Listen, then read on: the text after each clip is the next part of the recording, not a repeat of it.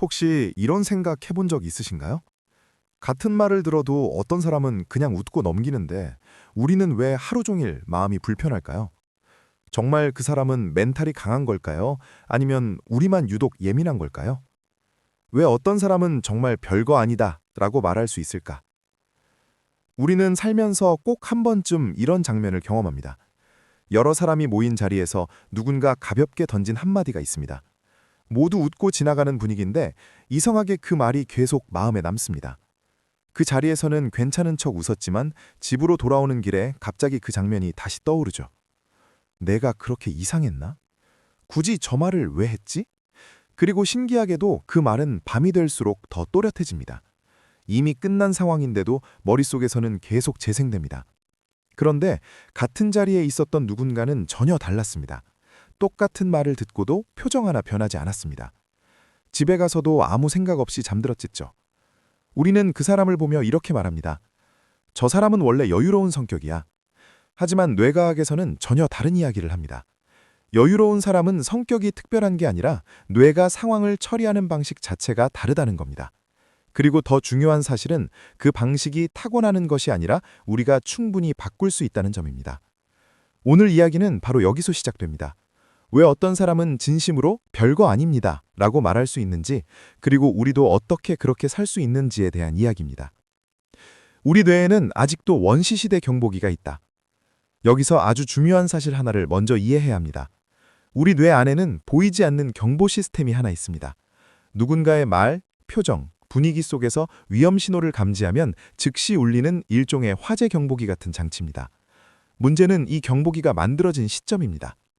이 시스템은 현대 사회가 아니라 수만 년 전 생존이 가장 중요했던 시대에 만들어졌습니다. 풀숲에서 소리가 나면 그것이 바람인지 동물인지 판단하기 전에 먼저 도망쳐야 살 수 있었던 시절이죠. 그래서 뇌는 정확함보다 속도를 선택했습니다. 일단 위험이라고 판단하면 몸부터 반응하게 만든 겁니다. 지금 우리가 누군가의 말 한마디에 심장이 빨라지고 얼굴이 뜨거워지는 이유도 바로 이것 때문입니다. 회의실에서 들은 농담, 단톡방의 짧은 메시지, 친구의 무심한 말에도 뇌는 똑같이 반응합니다. 중요한 건 이겁니다.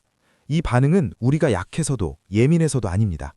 단지 아직 업데이트되지 않은 뇌가 과거 방식으로 우리를 보호하고 있을 뿐입니다. 그리고 여유로운 사람들은 이 경보가 울리지 않는 사람이 아니라 경보가 울린 뒤의 흐름을 다르게 다루는 사람들입니다.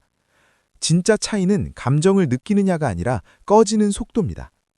많은 사람들이 착각하는 부분이 있습니다. 여유로운 사람은 상처를 안 받는다고 생각합니다. 하지만 연구 결과는 정반대를 보여줍니다. 부정적인 자극을 보여주며 뇌를 관찰한 실험에서 모든 사람의 감정 경보는 똑같이 울렸습니다. 차이는 그 다음에 나타났습니다. 어떤 사람의 감정 반응은 몇 초 안에 잦아들었고 어떤 사람은 몇 분, 심지어 며칠 동안 계속 반응이 유지됐습니다. 같은 말, 같은 상황인데도 결과가 완전히 달랐던 이유는 하나였습니다. 감정이 꺼지는 시간. 우리가 밤마다 같은 장면을 떠올리는 이유도 여기 있습니다. 이미 끝난 일이 계속 괴로운 건 사건 때문이 아니라 뇌 속 경보가 아직 꺼지지 않았기 때문입니다. 여유로운 사람들은 특별히 긍정적인 사고를 하는 사람들이 아닙니다. 단지 감정이 오래 머물지 않도록 뇌가 작동합니다. 그리고 놀랍게도 최근 연구에서는 감정을 만들어내는 영역과 조절하는 영역이 완전히 다른 시스템이라는 사실이 확인됐습니다. 다시 말해, 감정이 쉽게 올라오는 사람이라도 조절 능력은 따로 훈련할 수 있다는 뜻입니다. 우리는 성격을 바꾸는 게 아니라 뇌의 사용법을 배우는 중인 겁니다. 여유로운 사람들의 첫 번째 차이, 감정에 정확한 이름을 붙인다. 감정이 올라오는 순간 우리는 보통 이렇게 말합니다. 기분 나쁘다. 짜증난다. 하지만 여유로운 사람들의 뇌에서는 조금 다른 일이 일어납니다. 그들은 감정을 대충 묶어두지 않습니다. 아주 미세하게 구분합니다. 짜증처럼 느껴졌던 감정이 사실은 무시당한 느낌일 수도 있고 비교당했다는 수치심일 수도 있으며 인정받고 싶었던 마음이 상한 것일 수도 있습니다. 감정에 구체적인 이름이 붙는 순간 뇌는 반응 모드에서 분석 모드로 전환됩니다. 실제 실험에서도 감정 반응을 담당하는 영역의 활동이 눈에 띄게 줄어드는 것이 확인됐습니다. 신기하게도 우리는 감정을 이해하는 순간 감정에 휩쓸리지 않게 됩니다. 그래서 여유로운 사람들은 감정을 참지 않습니다. 대신 이렇게 생각합니다. 아, 지금 나는 화난 게 아니라 무시당했다고 느꼈구나. 이 한 문장이 경보음을 낮추기 시작합니다. 시점을 바꾸는 순간 마음의 무게가 달라진다. 하지만 감정이 올라온 바로 그 순간에는 생각할 여유가 없습니다. 그래서 여유로운 사람들이 무의식적으로 사용하는 또 하나의 방식이 있습니다. 바로 자신을 조금 떨어져 바라보는 겁니다. 나는 지금 너무 창피하다. 대신 지금 민수는 꽤 당황했네. 이렇게 자기 자신을 제3자의 시점에서 바라보는 순간 뇌는 자동으로 관찰자 모드로 전환됩니다. 연구에서는 이 방법이 특별한 노력 없이 감정 반응을 낮춘다는 결과가 나왔습니다. 우리가 친구 고민을 들을 때 더 침착해지는 이유와 같습니다. 거리가 생기면 감정의 강도가 자연스럽게 낮아집니다. 여유로운 사람들은 감정을 밀어내지 않습니다. 단지 자신과 감정 사이에 아주 작은 공간을 만듭니다. 숨 하나로 뇌에게 지금 안전하다고 알려주는 법. 그리고 여기서 가장 현실적인 방법이 등장합니다. 바로 호흡입니다. 감정이 올라올 때 몸은 이미 전투 모드에 들어가 있습니다. 심장은 빨라지고 근육은 긴장합니다. 그런데 숨을 천천히, 특히 내쉬는 시간을 길게 가져가면 상황이 완전히 달라집니다. 길게 내쉬는 호흡은 뇌에게 이렇게 말합니다. 지금은 위험하지 않다. 최근 연구에서는 느린 호흡이 실제로 불안을 줄이는 신경회로를 활성화한다는 사실이 확인됐습니다. 단순한 기분 전환이 아니라 생리적인 신호인 셈입니다. 여유로운 사람들은 감정이 커질 때 무언가를 더 하려 하지 않습니다. 오히려 몸의 속도를 먼저 낮춥니다. 그 몇 초의 여유가 생각할 공간을 만들어줍니다. 진짜 여유로운 사람들은 애초에 경보가 잘 울리지 않는다. 여기까지는 감정이 올라온 뒤의 이야기였습니다.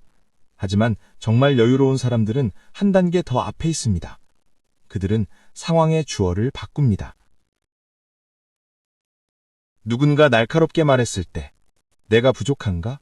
대신, 저 사람이 지금 많이 지쳤구나. 이렇게 해석이 바뀌는 순간 뇌는 공격이 아니라 정보로 상황을 받아들입니다. 경보가 울릴 이유 자체가 줄어듭니다. 이건 참는 것이 아닙니다. 애초에 위협으로 인식하지 않는 겁니다. 그래서 그들은 억지로 괜찮은 척하지 않아도 자연스럽게 말합니다. 별거 아닙니다. 그 말이 진짜가 되는 이유입니다. 마음을 편하게 사는 사람들의 마지막 비밀.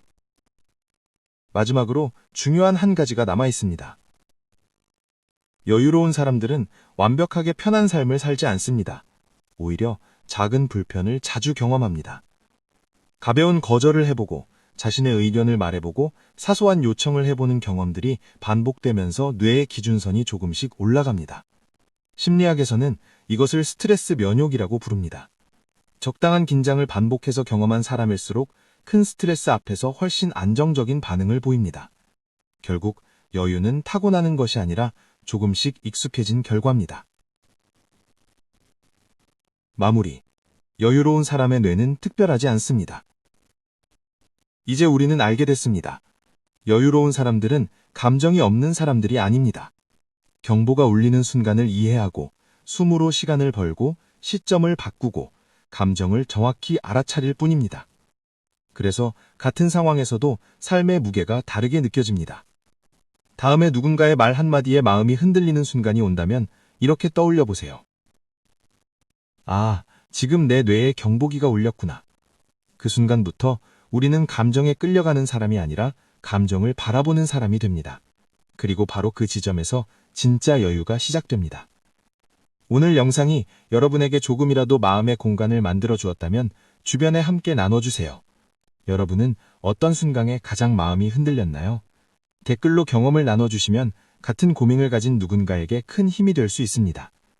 우리는 모두 연습 중입니다. 그리고 생각보다 마음 편하게 사는 방법은 정말 별거 아닐지도 모릅니다.